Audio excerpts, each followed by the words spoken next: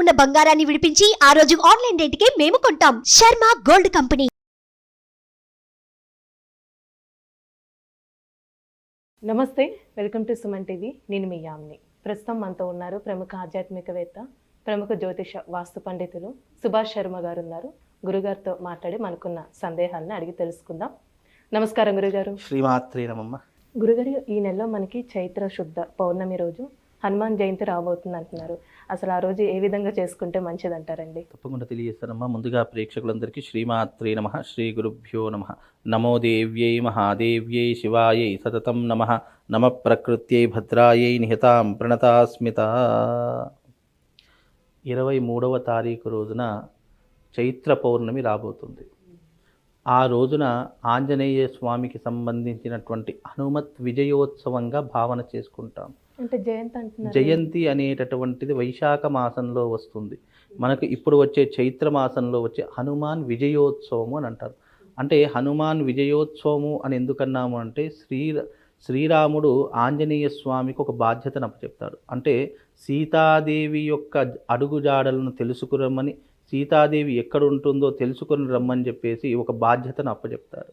అలా అప్పచెప్పినప్పుడు ఆ ఆంజనేయ స్వామి లంకా నగరానికి వెళ్ళి సీతమ్మ జాడను తెలుసుకొని తిరిగి రాముడి దగ్గరికి వచ్చేటటువంటి సూచికనే హనుమాన్ విజయోత్సవంగా భావన చేసుకున్నాం. జయంతి అనేటటువంటి సందర్భం ఎందుకు వచ్చింది అంటే గనక, ఎప్పుడైతే సీతాదేవి యొక్క విషయాన్ని తెలుసుకొని అక్కడ శ్రీరాముడికి తెలియజేశాడో ఆ ఆంజనేయ స్వామి ఇది కదా నా యొక్క జీవితానికి పరమార్థము, ఇది కదా నేను ఇప్పుడు కదా ఉద్భవించినటువంటిది అనిగా భావన చేసుకుంటాడు. అంటే నేను పుట్టినటువంటిది కాదు, నేను ఈ రోజున విజయం సాధించాను కాబట్టి ఈ రోజునే నా యొక్క జయంతిని జరుపుకుంటారు అనేటటువంటి సందర్భాన్ని ఒకానొక సూచికలో శ్రీమద్ రామాయణంలో రావడం జరుగుతుంది. దాని యొక్క సూచికగానే చాలామంది ఏం చేస్తారంటే చైత్ర పౌర్ణమినే హనుమాన్ జయంతిగా చేసుకుంటూ ఉంటారు. అంటే హనుమంతుడు పుట్టినటువంటిది వైశాఖ మాసంలో అయినా ఆయన విజయం సాధించినటువంటి తిథినే జయంతిగా జరుపుకునేటటువంటి సూచికలు దాఖలాలు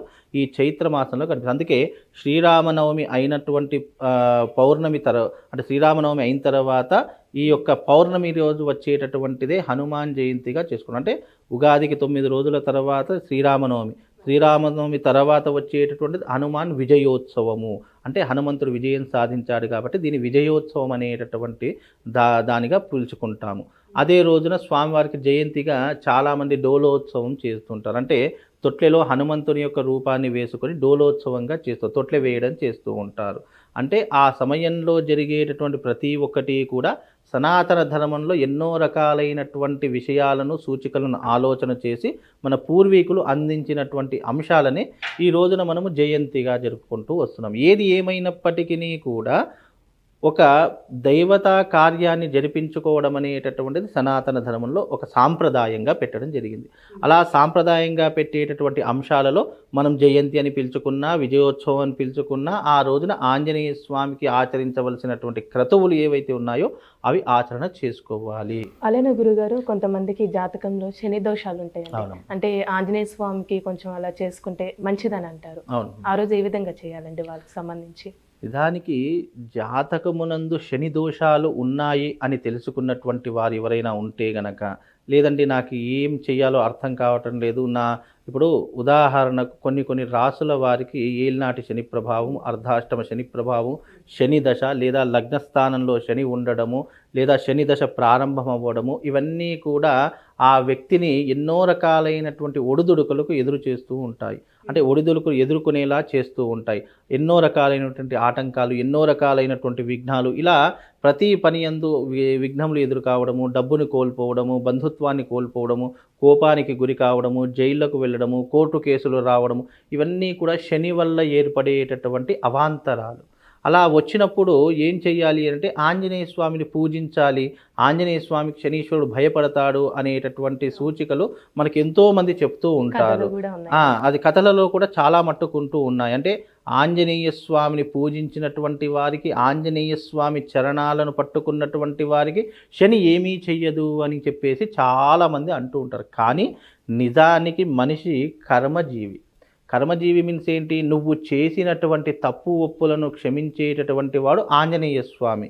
కాబట్టి నీకు శని దశ ప్రారంభమైనప్పుడు శని నీకు కష్టాలను కొని తెచ్చుకొని వచ్చినప్పుడు శని నీ జీవితంలో ప్రారంభమైనప్పుడు ఎనలేనటువంటి కష్టాలు నీ జీవితంలో అనుభవించక తప్పదు. అంటే గొడ్డలతో పోయేదాన్ని గోరుతో తీసివేస్తాడు అంతే తప్ప ఆంజనేయ స్వామి కర్మకు ఎప్పుడూ కూడా అతీతుడు కాదు. అంటే మానవాళిని కర్మబద్ధుడుగా జీవించడానికి కూడా ఈ కలియుగంలో ఒక ధర్మంలా ఆచరణ చేసుకుంటారు. అంతేగాని ఆంజనేయ స్వామిని పూజించడం ద్వారా శని యొక్క దోషాలు తొలగిపోతాయి అనేటటువంటిది భ్రమలో, అది ఒక మన భ్రమ. అంతేకాని మానవుడు చేసినటువంటి కర్మలకు పశ్చాత్తాపం. ఇప్పుడు ఉదాహరణకు మన కోర్టులు ఉన్నాయి. కోర్టులు ఏం చేస్తాయి? మనిషి ఏదైనా తప్పు చేస్తే తప్పకుండా శిక్ష అనుభవించేలా చేస్తారు. కానీ లాయర్లు ఏం చేస్తారు? దాన్ని వాదిస్తారు. ఎంతవరకు తప్పించాలో అంతవరకు తప్పిస్తారు. అది లాయర్ యొక్క ధర్మము. కాబట్టి ఇలాగే ఇక్కడ కూడా ఏం జరుగుతుంది? శని కర్మకారకుడు కాబట్టి మనిషి తన జీవితంలో కానీ పూర్వజన్మలో చేసినటువంటి కర్మలకు కానీ ప్రాయశ్చిత్తాన్ని అనుభవించడానికి, ప్రాయశ్చిత్తం ఎప్పుడు అనుభవిస్తాడు మనిషి అని అంటే గనక ఎప్పుడైతే తనకు కావాల్సింది కోల్పోతాడో, డబ్బు రూపకంగా కానీ, సంసార రూపకంగా కానీ, లేదు ధన రూపకంగా కానీ, లేదా కుటుంబ రూపకంగా కానీ ఏదైనా కోల్పోయినప్పుడు తాను రియలైజ్ అవుతాడు. అంటే మనిషి జీవితంలో ఎప్పుడు ఒక మనిషి ఎన్నో రకాలుగా ఆలోచిస్తా అంటే శని దశ ఎంటర్ అయినప్పుడే ఎన్నో రకాలుగా ఆలోచన చేస్తూ ఉంటాడు. కనుక ఆంజనేయ స్వామిని పూజించడం ద్వారా శని దోషాలు తొలగిపోవడం కాదు, కొంతలో కొంతవరకు మేలు చేస్తాడే తప్ప కర్మ ఫలితం నుండి విడిపించేటటువంటి వాడు ఆంజనేయ స్వామి కాదు. ఎందుకంటే కర్మను ఎవరైనా సరే అనుభవించవలసిందే. సాక్షాత్తు దేవుడైనా సరే కర్మ ఫలితాన్ని అనుభవించేలా ఉంటుంది. కాకపోతే భగవత్ ఆరాధన చేసుకోవడం ద్వారా ఏమవుతుంది అంటే కొంతలో కొంతవరకు మేలు జరుగుతుంది. ఇప్పుడు మనం ఒక రోడ్డు మీద వెళుతున్నాము, ఆ రోజున మన జాతకంలో భారీగా యాక్సిడెంట్ అయ్యేటటువంటి జాతకం ఆ రోజున మనకు ప్రారంభమయ్యింది. మనం ఏం చేశాము? ఆ రోజున ఏ పరమశివున్నో పూజించేసి, లేదా ఇంటి దేవుణ్ణి పూజ చేసుకొని, లేదా ఏదైనా గణపతి దగ్గర కొబ్బరికాయ కొట్టేసి ఆ రోజున బయలుదేరాము. అక్కడ చేసినటువంటి ఒక కొబ్బరికాయ కొట్టినటువంటి పుణ్య ఫలితము చేత పెద్దగా యాక్సిడెంట్ అయ్యేటటువంటి ప్రమాదం నుండి చిన్న యాక్సిడెంట్ ద్వారా తప్పించుకున్నారు అని అర్థం చేసుకోవాలి. ఇక్కడ కూడా అదే ఫార్ములా ఆంజనేయ స్వామిని పూజించడం ద్వారా శని నుంచి వచ్చేటటువంటి ఇబ్బందులు, ఆపదలు ఏవైతే ఉంటాయో అవి కొంతవరకు తొలగిపోయే అవకాశం ఉంటుంది తప్ప శాశ్వతంగా తొలగిపోయే అవకాశము ఎవ్వరికీ కూడా ఉండదు. కలియుగ ధర్మం ఏంటి? నువ్వు చేసిన పాపానికి శిక్ష అనుభవించవలసిందే. మనము మానవ శరీరంతో ఉన్నాం కాబట్టి శిక్ష అనుభవిస్తాము. అదే మనం పోయిన తర్వాత శిక్ష అనుభవించాలంటే యమలోకంలో కూడా శిక్షలు ఉన్నాయి. మన యొక్క శరీరం వదిలిపెట్టిన తర్వాత మన యొక్క ఆత్మ ఏదైతే ఉంటుందో అది కూడా శిక్ష అనుభవిస్తుంది. అది మన కంటికి కనిపించదు, మన చెవులకు వినిపించదు, మనకు ఆ సృష్టిలో ఏది కూడా అంటే ఒక శరీరం వదిలిపెట్టినటువంటి జీవి మన కంటికి కనిపించదు, కానీ శిక్షను అనుభవిస్తారు. అది గరుడ పురాణంలో చాలా చక్కగా వివరించారు.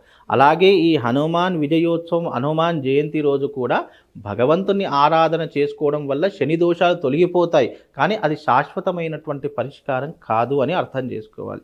ఇక్కడ హనుమాన్ జయంతి రోజున ఆచరించవలసినటువంటి క్రతువులు ప్రధానంగా కొన్ని ఉన్నాయి. ఆ రోజున ఉదయాన్నే లేవడము, ఆంజనేయ స్వామి ఆలయానికి వెళ్ళి అక్కడ 9 కానీ 11 కానీ ప్రదక్షిణలు ఆచరణ చేసుకోవడము, ఆంజనేయ స్వామికి ఆ రోజున వీలైతే తమలపాకుల మాల కానివ్వండి, వడమాలను కానివ్వండి సమర్పించడము, ఇవన్నీ కూడా చేయడం ద్వారా ఆంజనేయ స్వామి యొక్క సంపూర్ణమైనటువంటి అనుగ్రహాన్ని పొందుతాం. దైవిక కార్యక్రమాలు ఎందుకు చేస్తాము? మనిషి తనను తాను ఉద్ధరింపజేసుకోవడానికి, నేను ఏంటి అని తెలుసుకోవడానికి, కష్టం వచ్చినప్పుడే కాదు భగవంతుని దగ్గరికి వెళ్ళడము, ఇలాంటి విశేషమైనటువంటి రోజులలో కూడా భగవంతుని దగ్గరికి వెళ్ళడము కూడా మనిషి తన జీవితంలో ఆచరణ పద్ధతిగా పెట్టుకోవాలి. భగవంతుని ఆలయానికి ఎందుకు వెళ్తాము? ఒక పాజిటివ్ ఎనర్జీ కోసము, మనకు మంచి జరగాలి అనేటటువంటి ఒక విషయం కోసం. ప్రతి ఒక్క మనిషి స్వార్థపరుడే, స్వార్థం లేకుండా ఏ మనిషి లేడు. ఒక గుడికి వెళుతున్నామంటే కోరిక లేకుండా వెళ్ళడు, ఒక ఆఫీస్కి వెళ్తున్నాడు అంటే ఏది ఆశించకుండా వెళ్ళడు, ఒక ప్రాజెక్ట్ రావాలి అంటే దాంట్లో లాభం లేకుండా ఏమీ చెయ్యడు. కాబట్టి మనిషి ఆశాజీవి, స్వార్థపరుడు. స్వార్థం లేకుండా, ఆశ లేకుండా ప్రపంచంలో ఏ మనిషి ఉండడు. ఇది ఖచ్చితంగా గుర్తుపెట్టుకోండి. అలాగే భగవత్ ఆరాధన తెలిసి చేసినా తెలియక చేసిన మన పుణ్యం అనేటటువంటిది కాస్తో కూస్తో మన ఖాతాలో జమ చేస్తాడు. అందుకే ఆంజనేయ స్వామి జయంతి రోజున చాలామంది గుళ్ళల్లో ఏం చేస్తారంటే డోలోత్సవం ఆచరిస్తూ ఉంటారు, తొట్టెలో వేస్తూ ఉంటారు. అలాంటి సమయంలో ఆంజనేయ స్వామిని ఆరాధించడం వల్ల మనకు పుణ్యము పురుషార్థం రెండూ కలుగుతాయి. అలాగే మీరు అన్నట్టుగా శని దోషాలు తొలగిపోవడానికి కూడా ఈ హనుమాన్ విజయోత్సవం పౌర్ణమి చాలా విశేషమైనటువంటి తిథిగా భావన చేసుకుంటాం. కాబట్టి శని దోషాలు ఉన్నటువంటి వారు, ఏళ్ళనాటి శని ఉన్నటువంటి వారు, శని దశ నడుస్తున్నటువంటి వారు ఆ రోజున ఆంజనేయ స్వామి ఆలయానికి వెళ్ళి నమస్కారం చేసుకోండి. ఆ రోజున మీ అందరికీ ఒక ప్రత్యేకమైనటువంటి మంత్రం చెప్తాను. ఆ మంత్రం చదవడం ద్వారా ఏమవుతుంది అంటే జీవితంలో కార్యవిఘ్నం లేకుండా ప్రతి ఒక్క దాంట్లో విజయం చేకూరుతుంది. ఆ మంత్రం ఏంటి అంటే అందరూ చక్కగా వినండి, నోట్ చేసుకోండి.